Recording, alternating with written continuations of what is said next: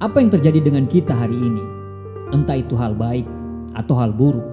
Percaya saja, semua terjadi karena tindakan dan pikiran kita di masa lalu. Dan apa yang terjadi kita di masa yang akan datang, entah itu keterpurukan, kesuksesan, atau hidup yang biasa-biasa saja, semua tergantung dari apa yang kita lakukan dan kita pikirkan di masa sekarang. Masa depan kita tergantung pada langkah-langkah yang kita ambil saat ini. Setiap langkahmu di hari ini adalah masa depanmu kelak. Kita yang memilih langkah ke tujuan kita. Ketika kita berpikir untuk menunggu keajaiban, maka dipastikan hidup kita akan hancur. Karena rumus keajaiban itu adalah keajaiban akan datang di akhir ikhtiar kita. Kita sudah berusaha semaksimal yang kita mampu sebagai seorang manusia. Dan setelah itu kita menyerahkan semua hasilnya kepada Allah. Dan di ujung ikhtiar itu biasanya akan ada keajaiban. Keajaiban tidak datang di awal, apalagi belum berusaha sudah mengharapkan keajaiban. Itu sama saja menangkap angin mengejar bayangan. Makanya beranilah untuk memulai adalah hal yang mutlak harus dilakukan. Tanpa keberanian, sepintar apapun dirimu, sebanyak apapun konsep di kepalamu, tanpa keberanian, kamu hanya akan jadi seperti saat ini. Coba cek apa yang sudah kamu lakukan sekarang. Apakah kamu lagi membangun hidupmu? Atau justru kamu lagi menghancurkan hidupmu? Apa tanda-tanda kalau kamu lagi menghancurkan hidupmu? Nomor 1, waktumu terbuang dengan sia-sia. Tanda orang yang membuang waktunya adalah justru dengan kata-kata saya tidak punya waktu. Untuk memulai sesuatu yang baru, dia bilang saya tidak punya waktu. Untuk baca buku, dia bilang saya tidak punya waktu. Untuk mempelajari hal-hal baru, dia berkata saya tidak punya waktu.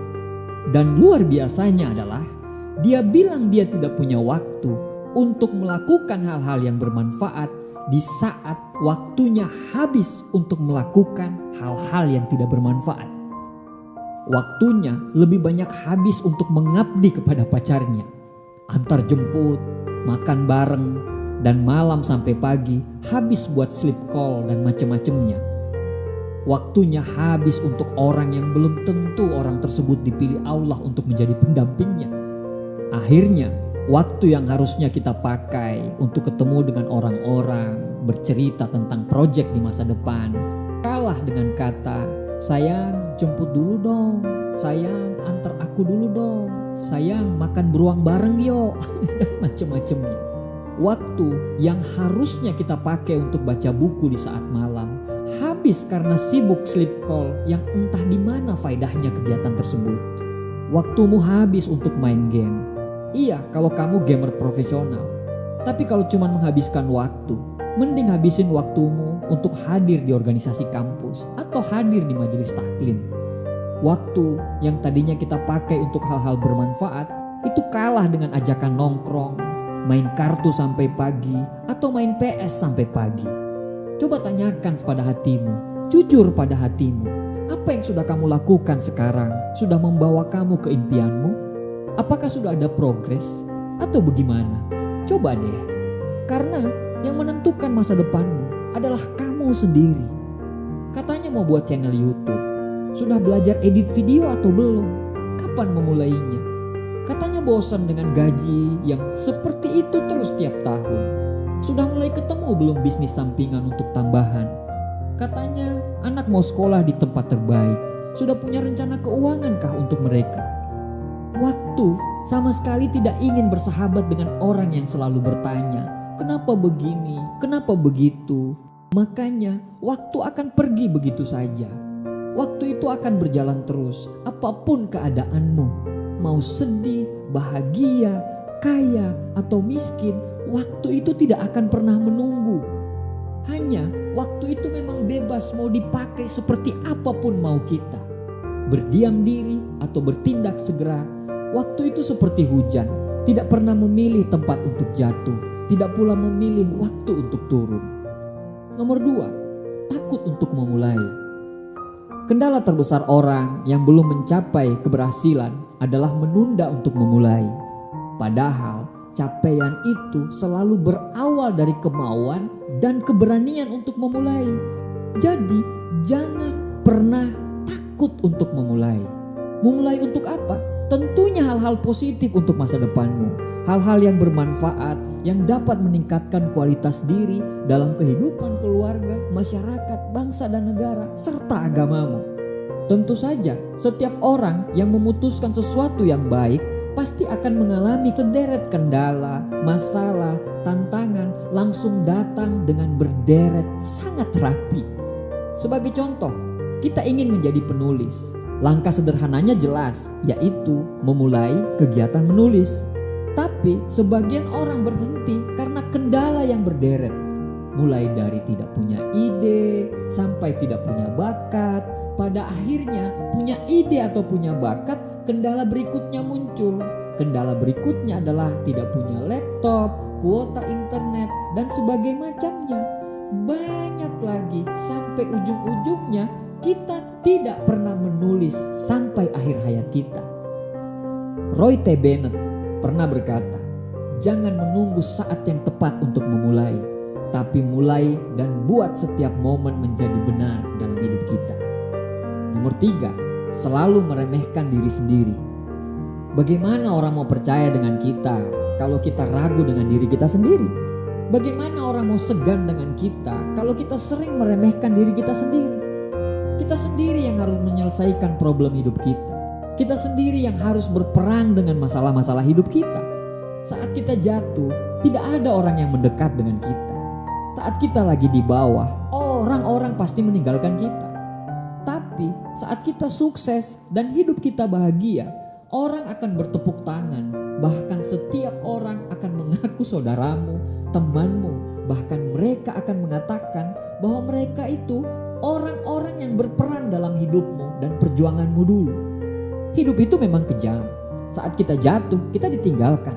Saat kita sukses, orang datang berkumpul seperti semut. Makanya, jangan gagal, jangan sampai kalah.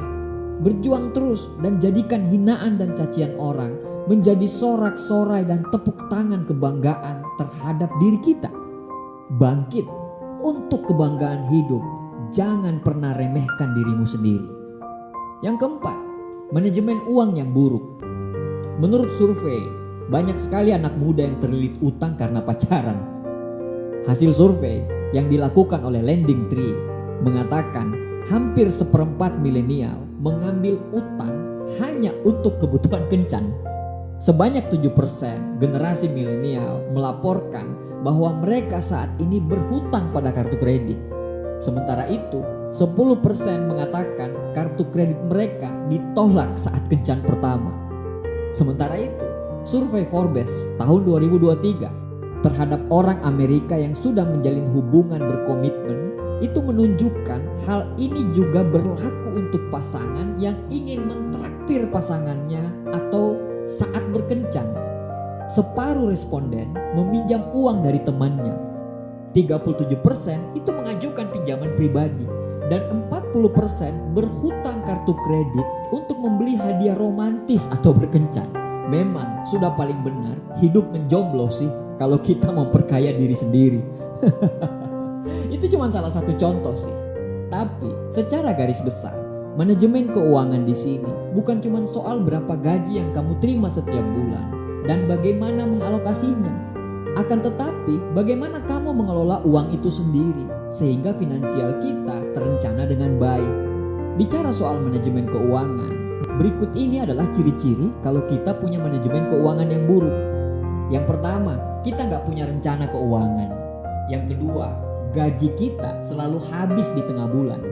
Yang ketiga, kita susah sekali melunasi utang. Yang keempat, sering sekali telat bayar cicilan. Yang kelima, kita tidak punya dana simpanan atau pensiun. Dari kelima tanda tersebut, apakah kita salah satunya? Jika memang iya, mulai sekarang belajarlah untuk memperbaiki keuanganmu. Karena kalau kamu tidak mau memperbaiki keuanganmu, siap-siap kamu akan hancur secara perlahan. Nomor 5, selalu berpikir negatif. Pikiran akan mempengaruhi kata-kata. Kata-kata akan mempengaruhi tindakan. Tindakan akan mempengaruhi kebiasaan. Kebiasaan akan menimbulkan karakter, dan karakter mulah yang akan membuat nasibmu di masa depan menjadi nasib baik atau bernasib buruk. Makanya jagalah setiap kata-kata yang keluar dari mulutmu, karena kata-kata yang keluar dari mulutmu itu bukan cuma bisa mencerminkan siapa dirimu, tapi kata-kata itu bisa menjadi cerminan seperti apa kehidupanmu di masa yang akan datang. Terima kasih, semoga bermanfaat.